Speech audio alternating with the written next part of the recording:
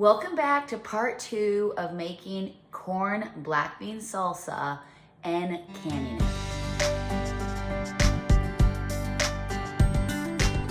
I've had it in the fridge for 2 days. It is absolutely amazing. So now I'm going to can it, and I'm also going to can my corn.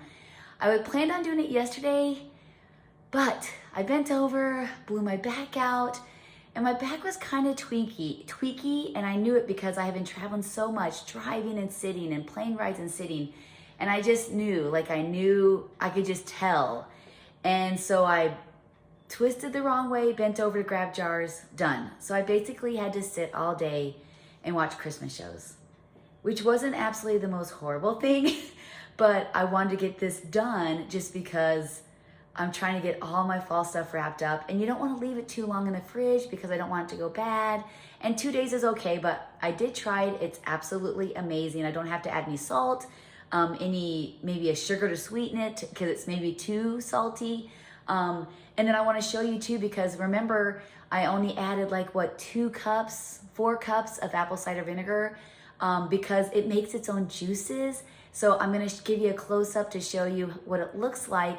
I do have it heating up right now because when you put jars into your canners, the canners are heating up, so you don't wanna put cold jars into a heated canner because then the bottoms will break. So I'm just gonna heat my salsa up a little bit. I just don't want it cold because when cold meets hot, and so I got that going. I'm gonna give you a close-up. Gonna get my canner going. I've already washed all my jars, washed my, rinsed off my seals, rinsed off my my lids. So let me show you this. Once it gets heated up, then I'm gonna start the process of putting it into the jars. And I only grabbed 2 of my canners because I don't have a lot to do. I do have most of the day, so I'm not as rushed as I was with the green beans. So let me give you guys a look. It turned out so good. All right, you guys, there it is. See all the juices that came directly from the peppers, the tomatoes, the onions, so it makes its own juice because you guys saw, I did not put, look how big my pan is, or my sauce pot. I did not put all that in, just the 2 cups, but it makes its own juices. So you don't have to, don't worry about adding the apple cider vinegar and being like, man, is this enough juices? It is. It is. Look at that. How beautiful. And it tastes so great. My family is absolutely going to love this. I think this is like a new go-to maybe for me. Instead of making regular salsa, I think I'm gonna start whipping up this. But yeah, it turned out great. I'm really happy. I'm gonna get that heated up and I'll come back and we will get canning this stuff. And then I also over there have my 2 bowls of corn that I gotta get going too, so. All right. I got my jars ready to go, got my lids and my seals. I'm actually gonna be using this 2 cup to pour the salsa in. I have my 2 filters. I chose to do the small ones first, and I'm gonna do the wider canner first too because I can get more in there. I do have some quart jars that I'm gonna use for the corn and maybe salsa too. So if I'm doing a recipe, then it'll take more salsa for that recipe. And when I get back to probably close to the end, I'm gonna have to probably drain some juices because there is a lot of juices in here. So that's what we're gonna do right now is I'm just gonna fill these up. I did heat up the salsa, and then I also put a towel right here, right between. It doesn't have to be a clean towel because it's gonna drip. And that's why I have my cutting board I have this cutting board I got from Tupperware. It has a little shallow end on the side. So if something drips, it'll kind of drip into that and not drip onto your counter.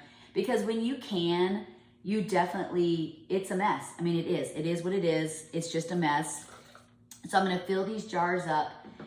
Probably not quite to the top, but almost to that lower rim. That one I overdid, but whatever. I'll fix it in a second. But it does get messy when you're canning. I'm kind of using my left hand so you guys can see because I'm right-handed. And these are ones that you're gonna really wanna make sure that you get all of the stuff off the top. See, this is perfect. See that? Look at that, how beautiful that is. All right, and so the salsa isn't very, very hot. Hold on a second here. I like to get a spoon so if I overdo it. The salsa is just warm because I don't want to put, like I said earlier, the cold salsa into it. So now I'm just gonna get all these jars filled up and then we'll come back, we'll seal them and get them cooking. So it's basically the same concept of the green beans. Because it has tomatoes in it, you probably could do it in a water bath, but just to be safe, I want to do it into my canner, and it's like maybe 15 minutes at 10 to 12 pounds of pressure. So I'm going to get all these done, come back, and we will get them into the canner. Okay, I got them all filled. Now I'm just going to clean the tops because there might be debris on the tops from the salsa. So you guys will have to let me know. So the last video I did was a snack video, and I actually used a microphone. Tell me what you thought. Okay. See, debris. There we go. They won't seal if there's debris on them. And then you're just gonna wanna go over the tops just to make sure, because you can't tell when you're using a cloth if there's stuff on them.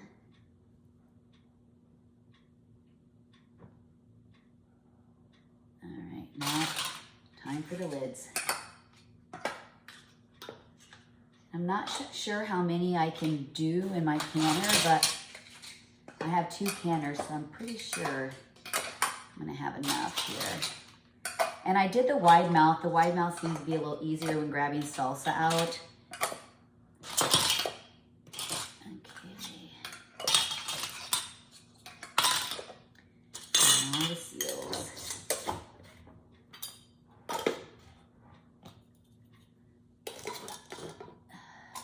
These look beautiful, you guys. Oh my goodness. I'm so excited. This is my first time doing this. And just kind of put together, I got some inspiration. That's what I do. I get inspiration from others.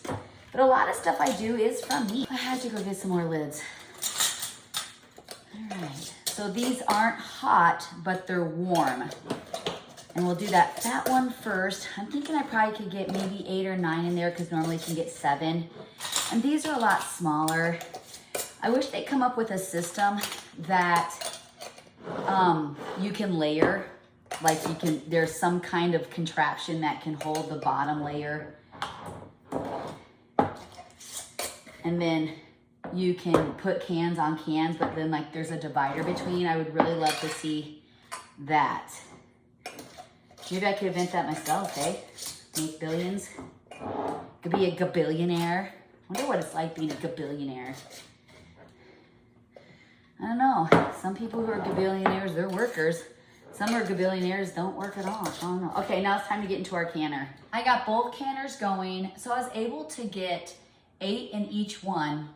Did I say 8? 9, 10, 8 or 9? So I had the wide mouth jars in the smaller ones are wider, of course, than the smaller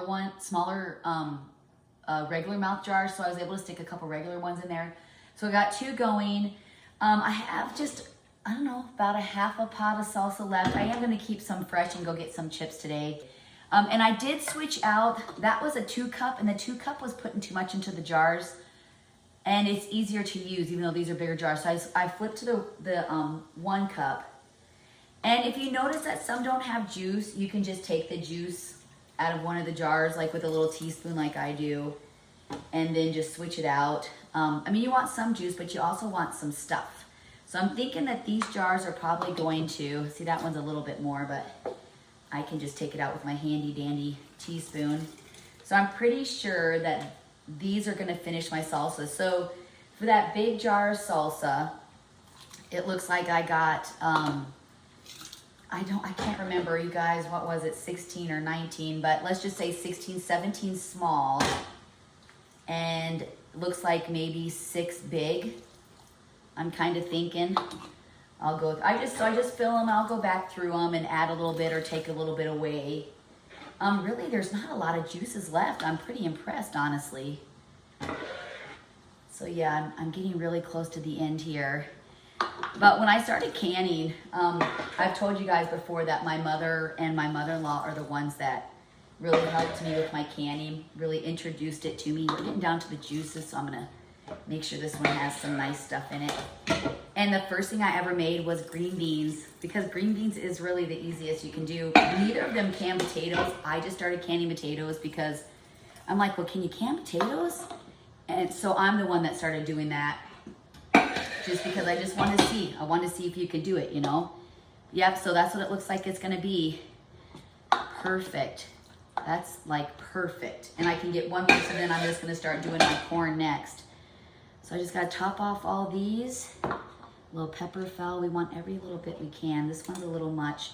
So I just take my teaspoon and just make sure, you know, you don't want it to go past here. I wouldn't even go to that rim because when you heat stuff up, it expands. And it's okay if your jar isn't all the way up to that. If it's a little lower, it's still gonna can fine. The purpose of canning is to pressurize it and kind of sterilize it and kill any bacteria or anything that's in there, so your food, you know, so it doesn't go bad on you when you're storing it. So I just a little bit left.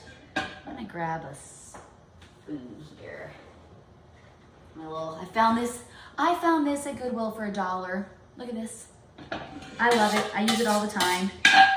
Now, I'm not a Goodwill shopper, so my kids are like, let's go to Goodwill. I'm like, no, let's not go to Goodwill.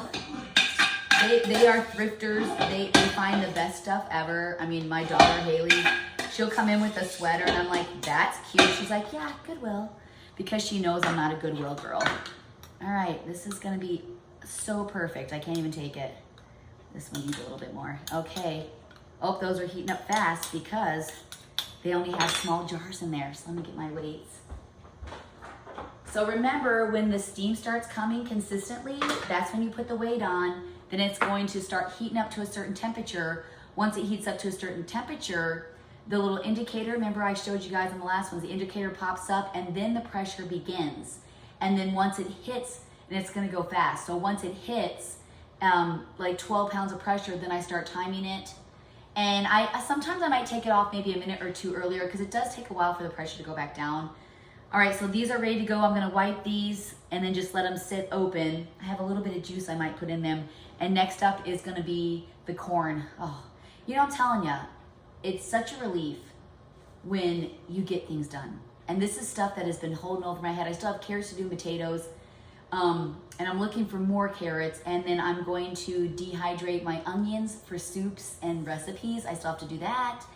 And then my apples this year for Michigan apples, every tree has apples. I'm gonna be making some apple pie filling because I'm completely out of that. And I think that's it right now. Hunting season starts, so if we get a deer, I'll probably be canning like the venison, maybe making stew with it. We'd like to make venison sausage, and that's a huge blessing for our family, you know, to have extra meat like that for the winter. Okay, well, now we're gonna wait for those to get done, come back and start the corn. Now I'm gonna start getting the corn ready to go. I have one pressure canner that's already been timed. It comes out in 15 minutes. This one still isn't steaming. So with the corn, I'm just gonna get it all ready to go. I haven't heated my water up because I have to wait for my canners to be done. So you just put a teaspoon of salt, just like the green beans, in each one. Just helps preserve it a little bit, maybe even adds a little flavor. Salt is amazing. I'm actually gonna pick up some Celtic salt, sea salt for me and my husband. All right, there we go.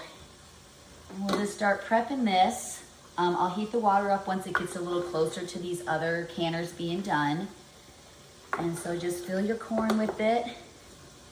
And then you'll need your little rod thing to make sure you get out all the water. That looks good. And as you're filling it with water, if you feel like it's just too much with the corn, just get your teaspoon out and take the corn out. So this corn, I can't remember the name of it, but I know you guys are probably thinking like, wow, it's not yellow. It's a snow, I don't know what it is. My friend told me. Yeah, I planted corn and nothing came. It's going now, but a little too late because we're gonna be getting snow here probably in a month, because that's how it is up north. I'm very excited about this. I was really worried about not having to be able to can this winter, and I'm just very thankful that other local farmers did okay because I just didn't get a lot. And I think I'm going to be chunking up zucchini, and I'm gonna can that for like soups and stuff. I've shredded it in the past, but I think I would like to make it more chunked so that way you know it's in the soups. I don't need to make zucchini relish because I made so many last season that we have zucchini relish coming out our ears. So I usually make that, or I'll usually make a ton of my zucchini chocolate chip bread. I actually just posted a video for you guys, kind of a throwback, just sharing some recipes I've done in the past. just to kind of get everybody all excited for the fall. Oh, see the steam? All right, there we go. And so once the heat gets up to a certain temperature, then it will push out that marker like I told you guys before, and it will start pressuring. I think I'm gonna do smaller ones too of the corn. I think I have a corn that just went down the stove. This corn is really good. Like, it's super, super sweet, super sweet. We're able to have a couple meals with it, and I'm canning it for the winter, so that's pretty exciting. Okay, looks like I'm gonna have to go get some more jars. Maybe spread some of this corn out. I'm very thankful. Okay, I'm starting getting all prepped up. I'm gonna go clean out some more jars, so all my corn is in jars, so all I have to do is put it in water and go. And you know, the more you prep when you're canning, the more you prep, the faster things go. All right, I'll be back when, I think I'll come back when because that's gonna be done in like 10 minutes, and I can show you the finished product and then start getting this corn in. So hopefully, I don't know if you guys did the green beans or if you're gonna try it. Let me know how it turned out. If you have any more questions, let me know, but okay, we'll be back. I have my last batch of my corn salsa in. I got all the corn put into the jars. Remember, a teaspoon of salt, then your corn.